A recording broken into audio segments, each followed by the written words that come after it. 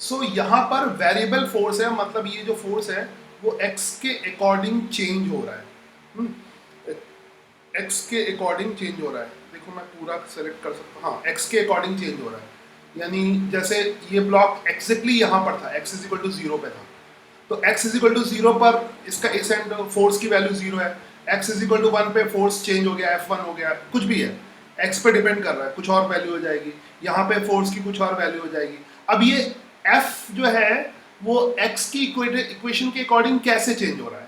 Suppose करो F x square के according change हो रहा है, तो यहाँ पर फोर्स 0 होगा, फिर यहाँ पर 1 होगा 1 का स्क्वायर, यहाँ पे 2 होगा 2 का स्क्वायर 4, फिर 3 होगा 3 का स्क्वायर 9, फिर ऐसे ऐसे, है ना। तो इस x के अकॉर्डिंग वेरिएबल है, तो इसमें फोर्स भी चेंज हो रहा है, ऑब्वियसली डिस्प्लेसमेंट तो हो ही रहा है। तो अगर फोर्स वेरिएबल है तो तुम फोर्स इनटू डिस्प्लेसमेंट डायरेक्ट नहीं कर सकते, इज इट क्लियर। अगर फोर्स वेरिएबल है तो फोर्स इनटू डिस्प्लेसमेंट डायरेक्ट नहीं कर सकते। फिर क्या करेंगे, फिर एक जो इंटीग्रेशन करने का जो बेसिक तरीका होता है, बेसिक मेथड होता है, थोड़ा सा हम उसको भी समझ लेंगे और इसको भी एनालाइज कर लेंगे, फोर्स वर्क को भी एनालाइज कर लेंगे। एक्चुअली में वर्क डन का जो फॉर्मूला है वो कांस्टेंट फोर्स के लिए, अगर यहाँ पे कांस्टेंट फोर्स होता तो हम सीधे लिख देते फोर्स इनटू डिस्प्लेसमेंट, मगर यहाँ तो फिर फोर्स कांस्टेंट नहीं है। मगर हम ये एज्यूम कर सकते हैं कि बहुत बहुत छोटी डिस्टेंस के लिए, बहुत छोटी डिस्टेंस के लिए, very small distance, very small, और ये वेरी स्मॉल कौन सी है इसकी फीलिंग तुम्हें होगी, इनफाइनाइटली स्मॉल dx, है ना, इसकी मैं बहुत फील दे चुका हूं तुम्हें। तो इनफाइनाइटली स्मॉल डिस्टेंस के लिए फोर्स की वैल्यू कांस्टेंट है, तो हम अज्यूम कर सकते हैं कि इनफाइनाइटली स्मॉल डिस्टेंस के लिए फोर्स की वैल्यू कांस्टेंट है। तो ध्यान से देखना, यहाँ पे ये fx कर्व है, कर्व से भी समझते जाओ। ये सपोज करो फोर्स ऐसे वेरी कर रहा है और कोई बहुत स्मॉल डिस्टेंस है, something you can take any strip, यहाँ पे इतनी कम स्ट्रिप्स नहीं है, ये बहुत ज़्यादा स्ट्रिप है, मान लो इन्फिनिटी स्ट्रिप्स हैं, मगर वो मैंने दिखाई नहीं है, तो कम से कम चलाओ।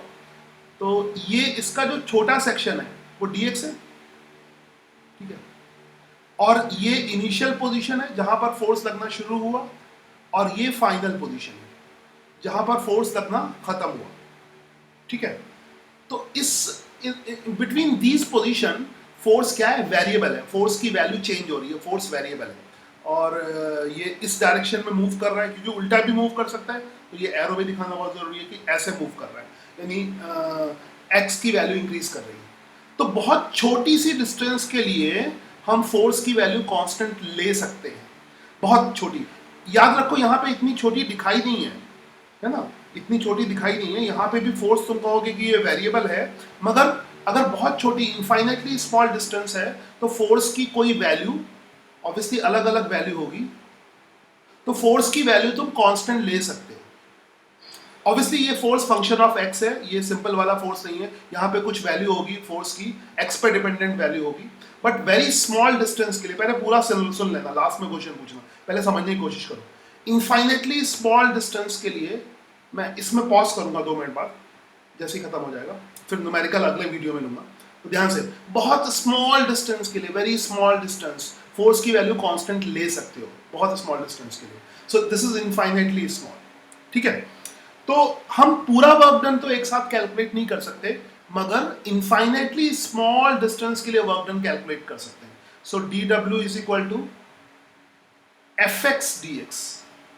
fx क्या है, constant force very small displacement के लिए, मतलब पूरा डिस्प्लेसमेंट क्या है, x इनिशियल से x फाइनल, कुछ x इनिशियल वैल्यू होगी, वैसे यहाँ पे हमने ओरिजिन से स्टार्ट कर रखा है, मगर जरूरी नहीं कि कहीं से भी स्टार्ट हो सकता है, हम कहीं से कहीं तक का वर्क डन निकाल सकते हैं। x इनिशियल 0 भी हो सकता है, x इनिशियल 0 भी हो सकता है। वैसे इस ग्राफ के अकॉर्डिंग, ये ग्राफ मैं ओरिजिन से नहीं ले जा रहा हूँ, मगर कहीं से भी शुरू हो सकता है, ये जरूरी नहीं है, है ना, नॉट नेसेसरी ओरिजिन से शुरू हो, किसी और पॉइंट से भी शुरू कर सकते हैं। खैर, तो dw is equal to fx dx है, तो बहुत शॉर्ट डिस्टेंस के लिए फोर्स की वैल्यू कांस्टेंट ले सकते हैं, ठीक है। तो ये समझ में आया होगा। अब इसको करेंगे, ऑब्वियसली ये डिफरेंशियल फॉर्म में है, तो इसको इंटीग्रेट करेंगे, ठीक है, इंटीग्रेट करेंगे, क्योंकि ऐसा दिख जाता तो इंटीग्रेट ही करते, तुम्हें पता होगा। तो इंटीग्रेशन ऑफ क्या आएगा, dw, और क्या आएगा, इंटीग्रेशन ऑफ fx dx, ठीक है, एफ एक्स डी एक्स। याद रखो एफ एक्स कॉन्स्टेंट छोटी डिस्टेंस के लिए है, ओवरऑल कॉन्स्टेंट नहीं है। ये मत कर देना कि चलो एफ एक्स कॉन्स्टेंट है इसको बाहर निकाल लेते हैं, ठीक है, वो खाली dx के लिए एफ एक्स कॉन्स्टेंट है बस। फिर मगर ये इंटीग्रेशन जब होगा तो पूरी डिस्टेंस के लिए होगा, तो इस एफ एक्स को बाहर मत निकाल लेना, ठीक है। तो यहां से क्या आएगा, that will give you total work done. इसको कभी कभी डी डब्ल्यू लिखते हैं या डब्ल्यू जो मर्जी हो लिख लो, कभी कभी डी डब्ल्यू लिखते हैं, कभी कभी डेल डब्ल्यू लिखते हैं, कभी कभी डब्ल्यू लिखते हैं, तो डब्ल्यू डेल डब्ल्यू कुछ भी लिखो, इधर तो टोटल वर्क डन आएगा। और यहाँ पे कहाँ से कहाँ तक जा रहा है, डेफिनेट इंटीग्रेशन होगा, x इनिशियल से x फाइनल तक, ठीक है, एफ एक्स डी एक्स। थोड़ा नीचे जगह लेके बनाता हूँ, सो दिस विल बी, इधर ही दिखाता हूँ, total work done is equal to, ठीक है, x इनिशियल से लेकर x फाइनल तक F X D X, F X D X. तो अगर वेरिएबल फोर्स है तो वर्क डन का ये फॉर्मूला हो जाएगा, अगर वेरिएबल फोर्स है तो ये वर्क डन का फॉर्मूला हो जाएगा। तो इसको फॉर्मूले की तरह यूज करना। 2 मिनट सवाल मत पूछो, अभी एक्सप्लेन कर रहा हूं मैं, 2 मिनट मैं पॉज कर दूं तब सवाल पूछना आराम से, ठीक है। तो ये फॉर्मूला है। अच्छा, अब इसको हम समझते हैं, 2 कंसेप्ट एक साथ हो रहे हैं, इसको हम समझते हैं ग्राफ की हेल्प से। साथ में ग्राफ बना हुआ है, ऑब्वियसली ग्राफ ट्रैक नहीं है, अब तो पता ही होगा तुम्हें ग्राफ ट्रैक नहीं होता है ना। ये एफ एक्स और एक्स का बीच में ग्राफ है, इससे पहले x T V T A T graph सब तुम पढ़ चुके हो, वही कंसेप्ट हमें लगाने, कुछ भी नया कंसेप्ट नहीं है। तो अगर उससे कंपेयर करोगे तो वही सब चीजें आएंगी। जैसे डिस्प्लेसमेंट क्या होता है, integration of V D T, तो वी और टी के, तो उन सब ग्राफ से तुम कंपेयर कर सकते हो, है ना, और इसको अलग से भी समझ सकते हो। इसको समझो, एक्चुअली हम समझने की कोशिश करें कि मतलब क्या है एफ एक्स डी एक्स का, तो इंटीग्रेशन भी समझ में आएगा। यहाँ पे एफ एक्स हमने कांस्टेंट ले लिया, एफ एक्स डी एक्स का मतलब क्या है। अगर हम इस वाली स्ट्रिप को लें, इस वाली स्ट्रिप को लें, तो इसकी लेंथ तो क्या हो जाएगी, एफ एक्स हो जाएगी, और इसकी ब्रेथ कितनी हो जाएगी, dx के बराबर। ये इसकी ब्रेथ dx के बराबर है। तो बेसिकली क्या हो गया कि एफ एक्स डी एक्स का मतलब हो गया area of this small strip, है ना। एफ एक्स डी एक्स का मतलब क्या हो गया, एफ एक्स डी एक्स का मतलब हो गया area of small strip, area of small strip, of small strip, area of small strip. तो एरिया ऑफ स्मॉल स्ट्रिप का जो है, उसका जो एरिया है वो एफ एक्स डी एक्स के बराबर है। नाउ ठीक है, अब इंटीग्रेशन का मतलब क्या हुआ कि ऐसे जितने भी स्मॉल स्ट्रिप हैं उन सबके एरिया का सम। और ये चीज तुम्हें प्रैक्टिकली नहीं करनी ऑब्वियसली, ऐसे इनफाइनाइट स्ट्रिप्स लोगे, क्योंकि dx की वैल्यू तुम्हें पता है टेंडिंग टू 0 होती है। तो dx अगर टेंडिंग टू 0 बहुत छोटा होगा, बहुत छोटा होगा, तो इस तरह की कितनी इनफाइनाइट स्ट्रिप बन जाएंगी, छोटा करते जाओगे, छोटा करते जाओगे। और यहाँ पे एक चीज देखना, एक्चुअली में यहाँ पर हम फॉर्मूला लगा रहे हैं, अगर तुम्हें ध्यान होगा कौन सा फॉर्मूला लगा रहे हैं, लेंथ इंटू ब्रेथ का, जो कि रेक्टेंगल का फॉर्मूला होता है। मगर जब ये फॉर्मूला लगाओगे तो ये एक्स्ट्रा पोर्शन इतना बचा रहेगा, है ना, ट्राइंगल वाला, ये ऐसा, क्योंकि लेंथ इंटू ब्रेथ तो ठीक है इस वाले पोर्शन का आ जाएगा लेंथ इंटू ब्रेथ, मगर ये एक्स्ट्रा पोर्शन बचा रहेगा। मगर dx अगर बहुत छोटा करोगे, बहुत छोटा करोगे, तो ये एक्स्ट्रा पोर्शन क्या होता जाएगा, कम होता जाएगा, कम होता जाएगा, है ना। एकदम टेंडिंग टू 0 होगा तो एक्स्ट्रा पोर्शन क्या हो जाएगा, 0।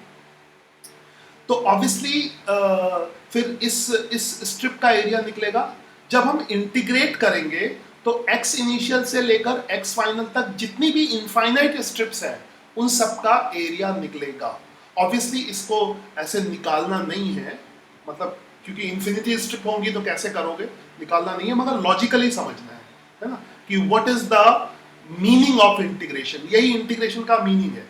ये मैं मैथ्स भी पढ़ा रहा हूँ, साइंस भी पढ़ा रहा हूँ, है ना। इंटीग्रेशन में जब इसका मीनिंग समझने जाओगे, और ये तब पढ़ोगे जब इंटीग्रेशन का एंड कर दोगे, इंटीग्रेशन की प्रैक्टिस कर लोगे मैथ्स में, जब एंड कर दोगे तब ये बेसिक मैथड्स सिखाया जाएगा, और हम लोगों को शुरू में सिखाना पड़ता है, ठीक है। तो आई होप ये समझ में आया होगा। इस तरह की जितनी स्ट्रिप है उन सब का एरिया ले लोगे, तो इसका मतलब ये आ गया work done is equal to, अब हमें याद क्या रखना है, area under F X and X curve, ठीक है। एफ एक्स और एक्स के बीच का जो टोटल एरिया होगा, है ना, that total area, I will use another colour, that use या yellow use, that total area base, that total area, ये पूरा एरिया जो है, ये पूरा area, that total area give the work done. So ये वर्क डन हो गया area under F x x curve. F x बहुत इंपॉर्टेंट फॉर्मूला है, कई जगह यूज होगा, बहुत इंपॉर्टेंट और बहुत बेसिक फॉर्मूला है, ठीक है। Curve f x x curve, I hope you got it, ठीक है। और एग्जाम्पल में नेक्स्ट उसमें